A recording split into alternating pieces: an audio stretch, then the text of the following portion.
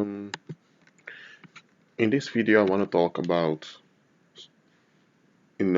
peace. I'm not going that much into the spiritual aspect of peace. Well, maybe a little bit, but I wanna display something to you with the aid of Google Maps. Okay. Now, let's for example go over. Let me see. Let's go over here a little bit further. Yes. This region here today is known as Norway. In ancient times, it was known as Nerigos. This whole region was called Nerigos, and you had the Nerigos people living here. And the Nerigos, as an ancient kingdom, it had a lot of tin mines, and it had the industrial complex for building ships because there was a lot of trade in this bay region and also around here. And you had many young men from Nerigos, hold on, that moved towards Gaul. Gaul, today's region mostly known as France, with parts of with the Netherlands, Belgium all in it. And the people from Gaul, the Celtic communities of Gaul, were the main um, business partners of ancient Nerigos, mostly for the tin, because tin was often used in products in Gaul also. Now, let's imagine something. Let's say you lived during this time. Okay, Nerigos may had around 600,000 people living there. Now, why do I make such estimate? Well, it's a large region. There's a lot of space for grain to grow. So 600,000 may be a lot, but well, for ancient times it was a lot for a population. Okay, and you need to understand there was also intermarriage with other tribes that were also included in Nerigos, because you had several basic tribes over here, but you had more. Nerigos was increasing towards the east also. But anyway, let's say you had 600,000 people, and you had several towns here and there, and each town had around 1,000 inhabitants, and besides that, you had farms. Okay, let's say you lived over here. Today you have the city Bergen over here. In antiquity, there was a settlement called Berigos. But okay, let's say you lived over here. There's a lot of fish in the seas, in the waters over here. So probably you would have been a fisherman. Your family would have existed out of professional fishers. So you have a lot of fish here. Of course, you can eat the fish. However, you don't have any security that there will always be fish. I mean, of course there's fish, but you won't have the security that you will catch fish all the time. So what do? You go into trade. Now, in if you wanted to go from here to here, you could go through the mountains here, or you could go near the shores, or you can take the still ship. Anyway, it would probably take about 4 days or 3 days in antiquity to move such a distance. So let's say you were from a family and the head of the household, the father, was a well-known and experienced fisherman, and he catched a lot of fish. Now, he might travel with a horse towards this region over here, where in the international trades took place, and he may sell his fish over here. But there must be a market over here for the fish to be transported, for the fish to be bought. And let's say he goes over here, he wants to offer his fish, but the people pay him with cattle. But what if he has no need for cattle over here? So that's why they had currency in ancient times. They used coins, um, or they used silver, bronze, or golden objects were also used as payment, because that was generally speaking what all people desired. So he could go over here with lots of fish and he would get some silver back. And with that silver, he would be able to build um, some houses and he could grow his business. But now, understand this. With a population of around 600,000 upon a large region, there's a lot of space for a lot of people, there's a lot of nature around. But yet, even in those times, you had wars, you had tribal conflicts between regions. And not just in Narigos, okay?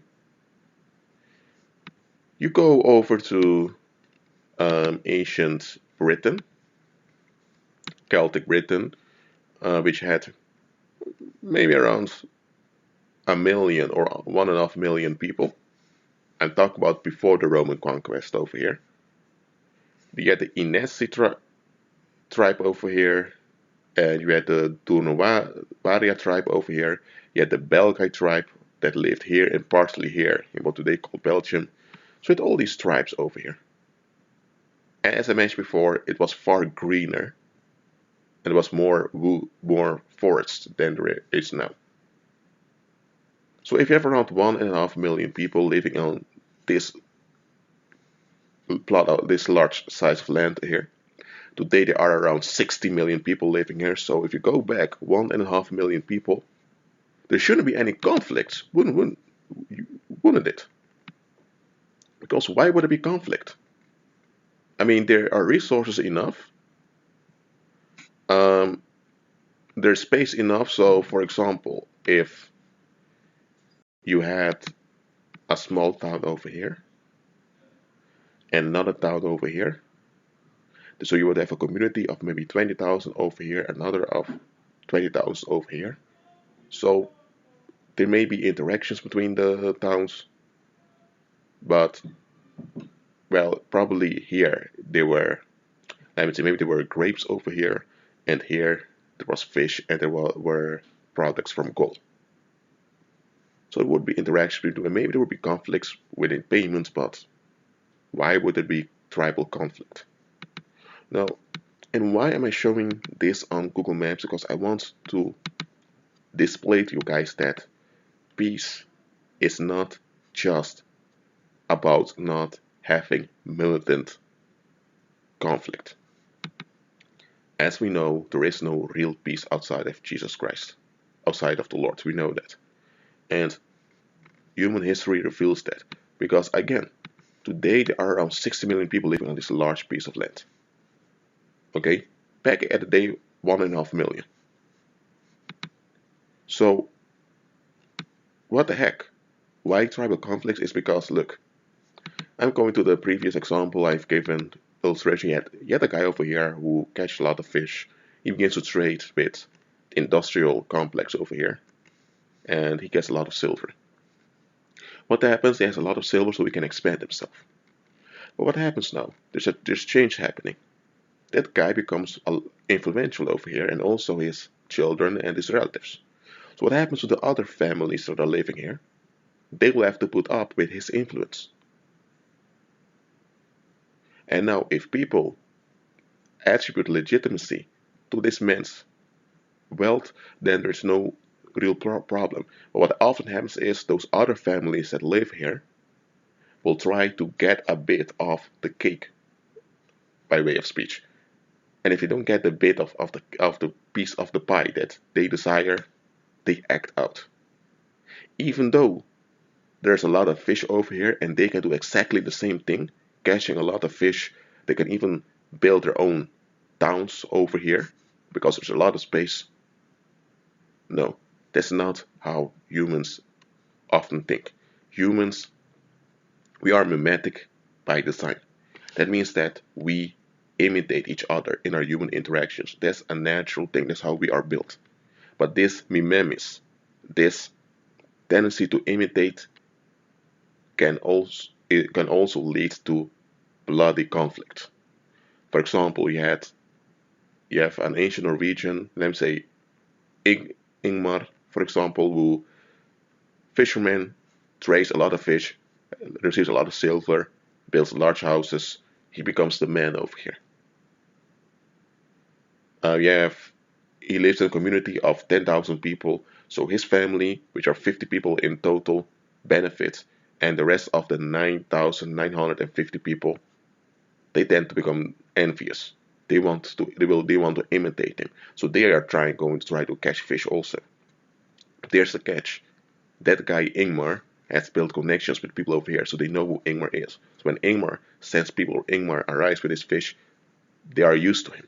When those other people want to go over there, if they manage to get a horse and to drag all their fish over there, they might come for a surprise, and people don't know who they are. So that's how humans also are. Humans tend to hold on to what's familiar. So if someone else comes with good fish, but it's not Ingmar, people will tend to neglect to refuse it. So Ingmar now, without him being aware of it, he has become basically an the expert in the fish trade within another part of the country. And with him being that expert and being the spokesperson, he now gains a form of power in the fish trade.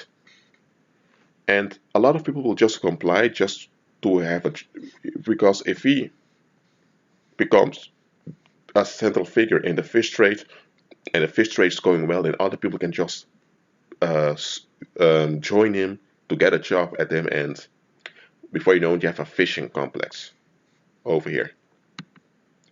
And Ingmar dies, and his son takes over, and now Ingmar, and that's Ingmar's son, is trying to expand the fish trade with the Cimbrian kingdom. That in ancient time Cimbria was Denmark, the north of Denmark to be precise. So now there are also ships from here trading the fish over here. But now those other people in town, um, they're now realizing that this family of Ingmar has become quite dominant, and they will begin to do the same thing. So now, after a while, you will have several fishing corporations in this whole region, but they will all begin to compete for the fishing territory because all are emulating one another. And also within each family, there will be fights concerning inheritance and position and attention and all of that. So you will have rivalries in this region. And it basically don't make any sense because fish reproduce quite fast, and they can also sail over here and catch a lot of fish and return. The fish will never end in the seas and the ocean. So, but that's not the point. The conflicts are not about the resources. It's about the the need for validation that people want to get. Because people without Christ, they have this deep urge for validation and affirmation. Because they're not in agreement with Christ, because they aren't filled with the Holy Spirit, they will endlessly search for other ways to validate themselves. And through imitating others is the most common way for people to do this. Even when people are resisting some influence, for example, some fashion trend, often it's also from emulation because they want to do the opposite of what's going on in order to feel validated as if there's someone. So now you have a lot of conflicts over here between the towns. And of course, the king of Nerigos probably lived somewhere over here because the capital would be somewhere where the economic center is. That's the most logical part. The king of Nerigos realizes a lot of rivalries and vendettas over here. So the king of Nerigos decides, hold on a minute, this needs to stop. This is getting out of hand. So what may the king of Nerigos do? He will begin a war with Scandinavia. Scandinavia was this region that we today call Sweden. You had Scandia, which was the south of Scandinavia. Scandinavia was basically a confederation of um, Germanic tribes. So it wasn't one country, but it was just several tribal countries here and there. So the king of Nerigos, the region is wealthy because of the trade with Gaul and all of that. So what does he do? He will stage a false flag attack around here and blame it on the Scandinavians over here. So now what happens is these people here feel threatened, and now they want to have safety. Now they have the urge to be relieved from the pain of the terror they are experiencing. So now a lot of the young men over here join somewhere near the capital to fight the threat to their life. And when that's going on, of course, the region over here has to respond. They send their young men also. They fight somewhere maybe in a field over here. And if this Nerikos wins by their men surviving the slaughter, then they have to pay a lot of bronze or silver to them. Or if they win, then they may give a piece of land over to them. That's how things worked. But look at this. While that battle's going on and many of those young men died, the people over here felt connected together, and suddenly everyone forgot about the rivalries concerning the fishing industry. Now they've built a bond together. Now, well, now they've joined together in the fishing industry. This is just an illustration I've given to you that, peace is about having the Holy Spirit in you. And when people don't have the Holy Spirit, there will always be a mimetic crisis eventually. Because listen, only one family can be the dominant one in the fishing industry, right? So everyone wants to become the dominant family so that they won't have to, because they won't have to take the risk that they may be in a disadvantage because of the favoritism of one other family. And this is just one example I've given. Let's go, for example, okay, let me go to Asia now. Let me see. Jeju.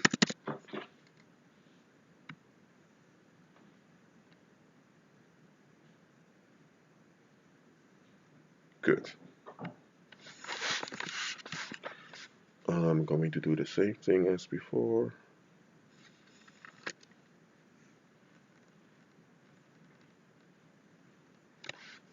Okay, this Jeju Island in ancient times was called Tamna. And let's apply the same example I've used over there with ancient Norway. You apply it over here. Instead of fishing, now you have gold mines here and there. And now you have one group of, first off, let's say you have 20,000 people living in this region. And they have a gold mine over here. But there's a lot of gold over here, but this place is largely uninhabited. And you also have around 20,000 people living over here. And let's say they all want to have the gold in order to, well, boost themselves economically. What will happen is, as Jan said before, there'll be rivalries when these people have a lot of gold over here. They are going to want to have a lot of gold also. By imitation, conflict arises, and the conflict will later escalate, and now there will need to be a relief in both communities. So the leaders of communities were often pagans. They decide there's going to be a battle, and many young men go and fight, sometimes also women, and the bloodshed brings relief. It releases the tensions and there is so-called peace in this whole region. For a while. After maybe 2 or 3 years will be another battle, and that's how it goes on and on. The reason I made this video is because I want to visualize it to you that it's not about overpopulation, as many people think. It's not about scarcity of resources. It has to do with the innermost being of people. I mean, okay, let me go back. Let me go to...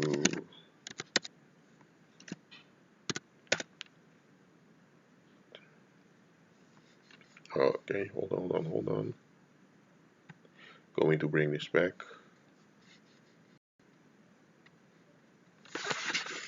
Going a little bit outside. Okay, let's go to what I said previously. 1.5 million people in this whole region. There are a lot of pigs, a lot of horses, a lot of wild flowers, there's a lot of honey. There's wealth of resources for all the 1.5 million people. They could all have a high standard of living. Yet, you had towns with tribes fighting each other, despite all the wealth of resources over here. So don't think just increasing the standard of living of the population will guarantee that they'll get along together. It won't. Sometimes it's the increase of their standard of living that causes the problems in the first place. Well, I know this video has taken a while, but I wanted to take my time to explain this onto you. That's what I wanted to do. And that's why I chose to use Google Maps so that to visualize it to you. That it's not about economy that much and about money. It's about people emulating idols. It is about people imitating idolatry instead of imitating the Lord. Because if they would become born again and follow Christ, then it doesn't matter if there were 100 million people living here, they will still get along with each other. But the only way the world gains peace is by collective human sacrifice in a form of war or genocide, or by regional sacrifices in villages each year, as pagans often did in ancient times, and some regions still do. That being said, y'all, may the grace of Christ Jesus be with you,